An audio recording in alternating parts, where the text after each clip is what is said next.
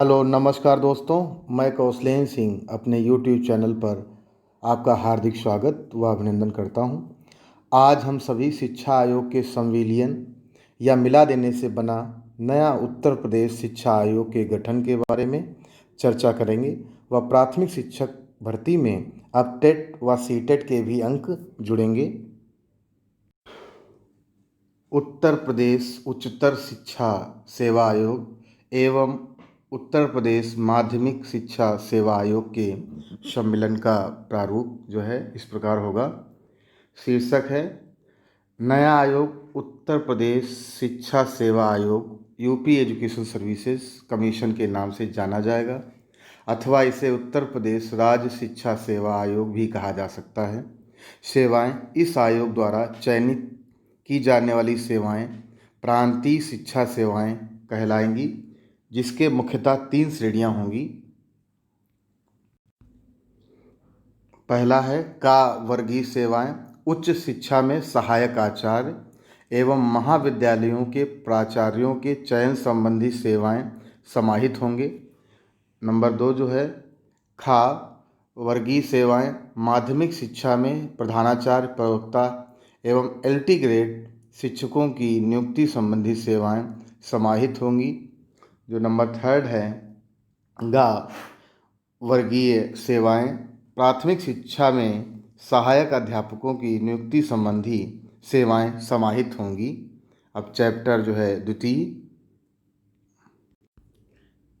द्वितीय के अंतर्गत प्रांतीय शिक्षा सेवा आयोग एवं आयोग के घटक।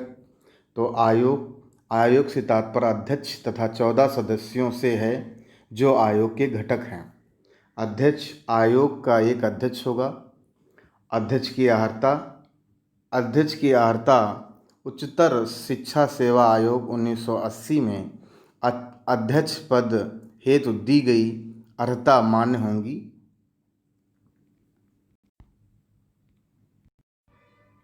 आयु अध्यक्ष पद हेतु वर्तमान में उच्चतर शिक्षा सेवा आयोग के अध्यक्ष की आयु संबंधी अर्हता मान्य होगी, जो अधिकतम 65 वर्ष होगी।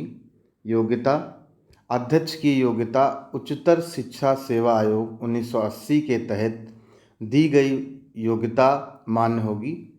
सदस्य आयोग में 14 सदस्य होंगे, जिनमें 2 कोटि के क्रमशः 8 एवं 6 सदस्य होंगे। क्रम संख्या 1 से 8 तक के सदस्यों की अर्हता का मानक उच्चतर शिक्षा सेवा आयोग अधिनियम 1980 के तहत निर्धारित योग्यता से होगा। इनकी आयु, कार्यकाल एवं भत्तों का निर्धारण राज्य सरकार द्वारा अथवा उपरोक्त अधिनियम के तहत निर्धारित किया जाएगा। क्रम संख्या 9 से 14 तक के सदस्यों की अर्हता योग्यता माध्यमिक शिक्षा सेवा चयन आयोग में निर्धारित अध्यक्ष सदस्य की योग्यता होगी। नोट क्रम संख्या 1 से 8 तक के सदस्य उच्च शिक्षा में साक्षात्कार लेने हेतु आर्य होंगे एवं क्रम संख्या 9 से 14 तक के सदस्य माध्यमिक शिक्षा के प्रधानाचार्यों शिक्षकों के साक्षात्कार हेतु या इंटरव्यू हेतु आर्य होंगे।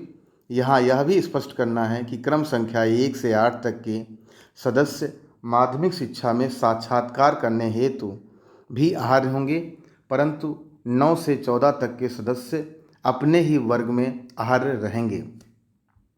वेतन, भत्ते, आवास इत्यादि की सुविधाएं सभी सदस्यों को समान रूप से प्राप्त होगी। आयोग का निर्णय आयोग में निर्णय सदस्यों के बहुमत के आधार पर लिया जाएगा। बराबरी रहने पर अध्यक्ष को भी मताधिकार का अधिकार होगा। प्रत्येक सदस्य को आपत्ति की स्थिति में अधिकार होगा, परंतु बहुमत की स्थिति में निर्णय लिए जाने का अधिकार बना रहेगा। आयोग का संचालन चूंकि आयोग पूरे राज्य में शिक्षा संबंधी सेवाएं प्रदान करेगा, इसलिए इसके सफल संचालन हेतु निम्न पद आवश्यक हैं।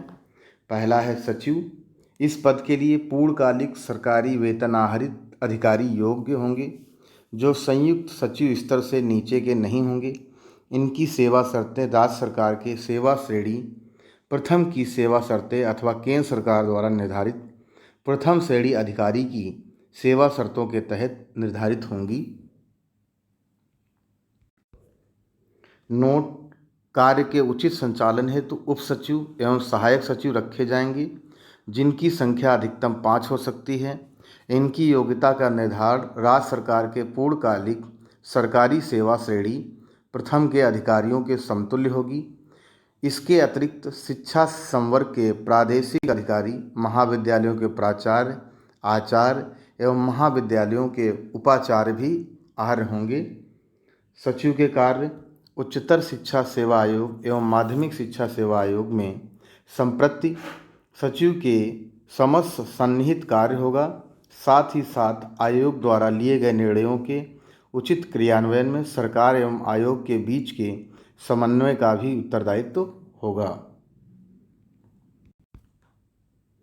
इनके चयन, वेतन भत्ते, आवास इत्यादि का निर्णय राज्य सरकार के अधिकारियों को दी जाने वाली सुविधाओं की परिनियमावली के तहत निर्धारित होगा। तो दूसरा है परीक्षा नियंत्रक। आयोग की परीक्षाओं के सफल संचालन हेतु परीक्षा नियंत्रक होगा। इसे परीक्षा की गोपनीयता एवं शुचिता तथा स्तरीय परीक्षा निर्धारण का समस्त अधिकार होगा। परीक्षा नियंत्रक सेवा श्रेणी प्रथम के स्तर से निम्न नहीं होगा। इस पद पर राज्य सेवाओं के वरिष्ठ अधिकारी अथवा केंद्रीय प्रशासनिक सेवाओं के अधिकारी नियुक्त किए जा सकेंगे, जिनके वेतन आदि का निर्धारण उनकी सेवाओं में उल्लिखित एवं निर्धारित व्यवस्थानुसार होगा। परीक्षा नियंत्रक का कार्य: परीक्षा नियंत्रक त्रिस्तरीय प्रांतीय शिक्षा सेवाओं के लिए लिखित परीक्षाओं का आयोजन करेगा। यह परीक्षाएं कम से कम साल में एक बार अवश्य आयोजित होंगी। परीक्षाओं के संचालन में प्रशासनिकों, साक्षात्कारकर्ता, परीक्षकों आदि का पैनल परीक्षा नियंत्रक द्वारा तैयार किया जाएगा, जो प्रत्येक 3 साल पर पुनर्समीक्षित, परिवर्तित एवं परिवर्धित की जाती रहेगी। चैप्टर 33 आयोग की शक्ति एवं कार्य। आयोग महाविद्यालय के प्राचार्यों, सहायक आचार्यों एवं माध्यमिक के प्रधानाचार्य, प्रवक्ता, एलटी ग्रेड टीचर तथा प्राथमिक में सहायक अध्यापकों के नियुक्ति हेतु अलग अलग परीक्षाएं साक्षात्कार कर सकेगा। आयोग को परीक्षा प्रणाली, परीक्षकों, प्रासंगिकों, साक्षात्कारकर्ताओं की नियुक्ति के पैनल का निर्धारण करने का अधिकार होगा।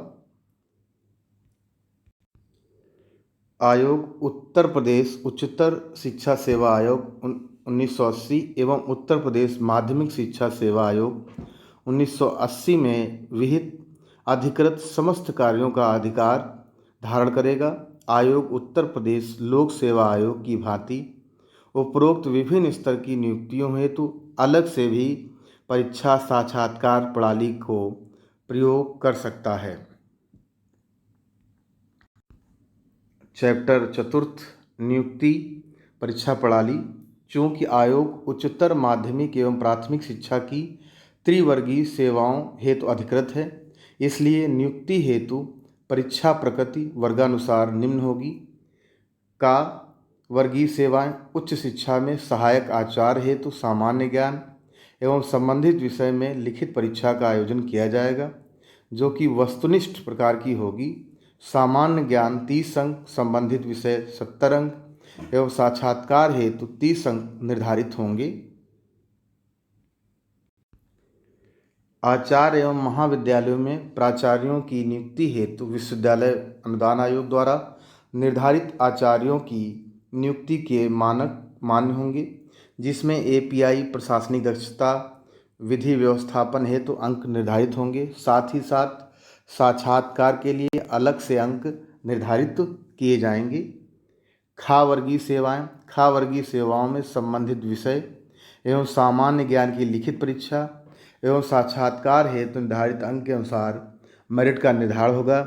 यही अभ्यर्थी यदि प्रशिक्षित स्नातक अथवा राज्य सरकार द्वारा अन्य एलटी ग्रेड की योग्यता धारण करते हैं, तो वह इस पद के लिए भी इसी लिखित परीक्षा से आहार्य होंगे। साथ ही साथ सामाजिक विज्ञान एवं विज्ञान के 2 विषयों के आधार पर एलटी ग्रेड की अलग परीक्षाएं भी आयोजित की जा सकेंगी। मेरिट का निर्धारण लिखित परीक्षा एवं साक्षात्कार के अंकों के साथ होगा। ग वर्गीय सेवाएं प्राथमिक शिक्षा में सहायक प्राध्यापकों की भर्ती हेतु साक्षात्कार नहीं होगा।